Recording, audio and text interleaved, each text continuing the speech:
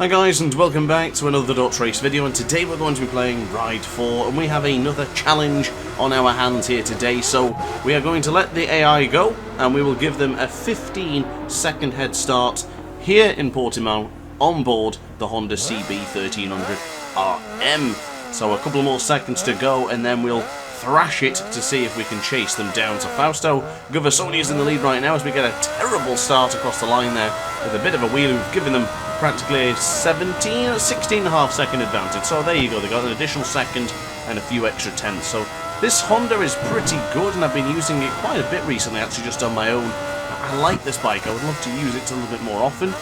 This video was recorded quite a while ago, actually, with the intention of doing it, well, pretty soon, but unfortunately I got a little bit bogged down with other stuff that I just never ended up doing it. So I actually ended up doing the 20-second before this one by mistake. I have a lot of content on the old SSD just waiting to be voice-overed or to do a video from, so this is one of those particular videos that's just in the backlog waiting to be completed. But I do like the chances in this one because Portimao, if the AI doesn't crash, should be a pretty good and interesting one. If the AI starts crashing, unfortunately, it is going to be a little bit too easy, but the one in Manicours was way easier than we thought.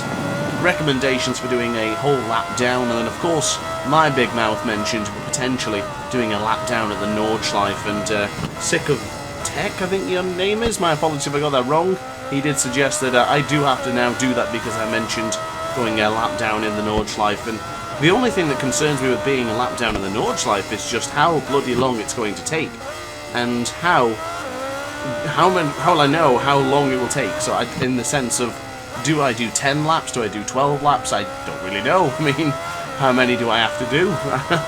What do I need to do to make sure that I can actually beat them? Because they're going to have to get a lap time which is 7 minutes ahead. So I don't know how I'm going to do that. I'm going to have to think about it. I don't want to be spending 30 laps on the Nordschleife because that just really wouldn't be fun.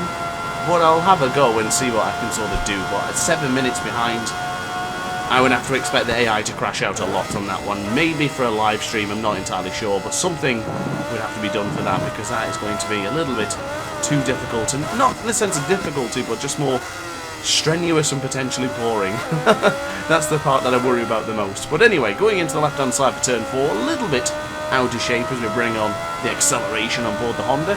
Pretty solid bike, I must confess. As I mentioned earlier, I've been using it once or twice in my spare time, trying to get the affinity for this motorcycle, and I really like the idea of just running all white and black leathers. I think it looks really cool.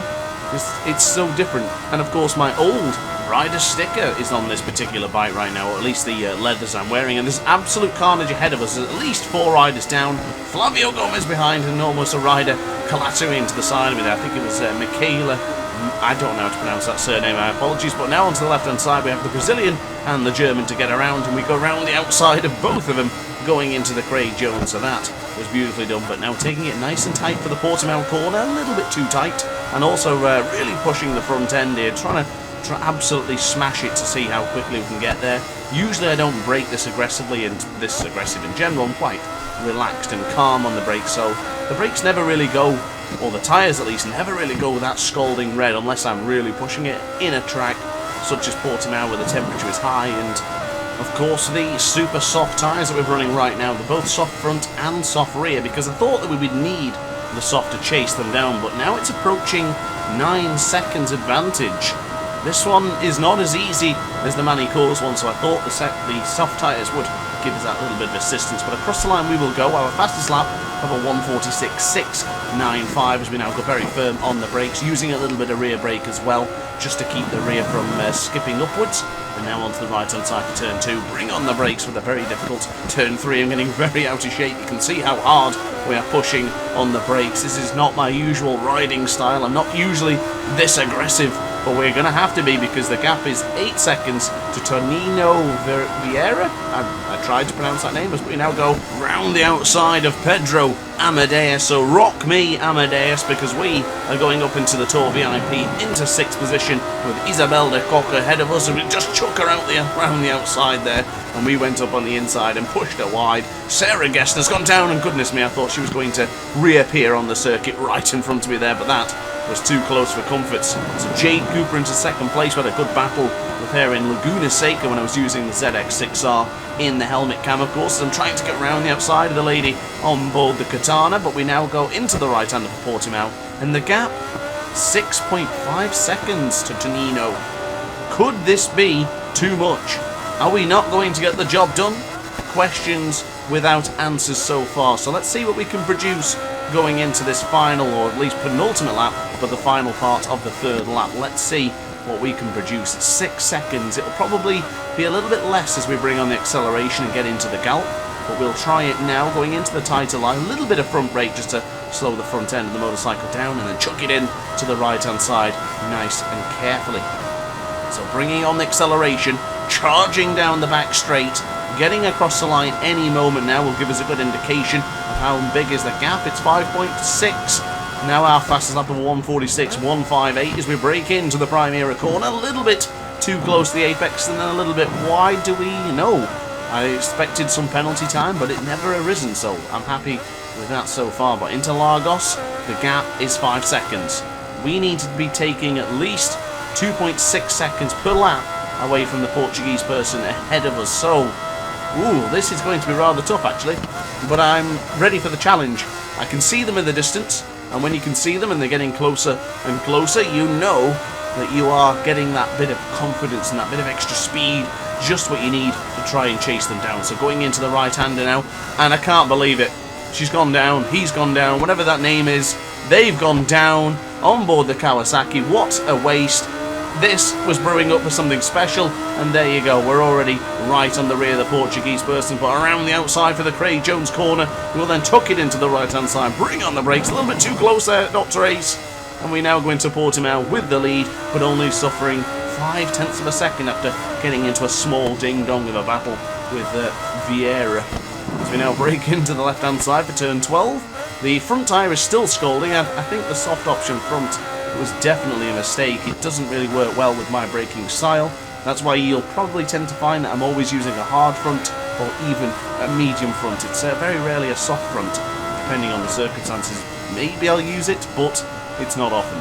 So curtains it is so far for Vieira, so I guess it will be a good challenge now to see if we can get the 5 second advantage. We had roughly 4 seconds to chase down Vieira. What could we do now in the sense of lap times? If we could then get to 5 seconds, we know we could have beaten them. Or if not, it means that we needed them to crash. So I don't think we did need them to crash. I'm pretty confident in my abilities, and I'm pretty confident that we got the job done. But we had it gifted to us.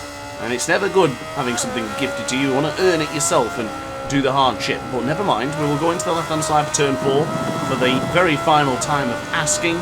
Bring on the acceleration and prepare yourself for some late braking going into the Tour VIP. Braking very firmly there, just lifting the rear wheel up there as well. A little bit of a stoppy going into the downhill section as we now rise up the hill once again to the left-hand side, keeping it nice and snug. A little bit out of shape on the bubble there, but we're alright, we're good. As we now go on the right-hand side, now going into Samsung, nice and tight to the apex, to slowly bring on the acceleration once more. And as you can see, the gap is just about 3 seconds. It certainly will be as we go into Portimao, no doubt. We do tend to pick up a lot of speed going into the right-hander here. So now into the right-hand side, super tight to the apex. We actually lost 0.7 of a second on this particular lap, but I guess we're not really pushing as much as we would have been before. But I would say we are going to chase them down if they were still ahead of us, because of course we have slowed down a little bit. We are taking it a little bit steadier, but we still have at least 3.5 seconds advantage. It might even be more by the time we finally cross the lap, but for the time being, what is most important is in a couple of hours' time we are going to be live streaming right here on YouTube, right here on this channel, and of course it's going to be part 2 of the Moto Guzzi Championship. So if you want to be there at 6 PM GMT. I hope to see you there. I really can't wait for it, and I hope we have some good racing in store for us. So we crossed the line, it's a 4 second advantage. Job well and truly done. So guys, I hope you enjoyed that one. If you did, let me know in the comments section down below. If you really enjoyed the video, why not hit the like button and also hit the subscribe button as well. And I will see you in the live stream in a couple of hours. Ciao for now. Oh hi, didn't quite see you there. good to see you're still here. If this video didn't quite sate your appetite, then why not watch some more DrAce content by clicking the video shown on screen now. Furthermore, if you would like to follow me on social media, you can do so now with the links down in the description. Consider subscribing so you don't miss a single DrAce video.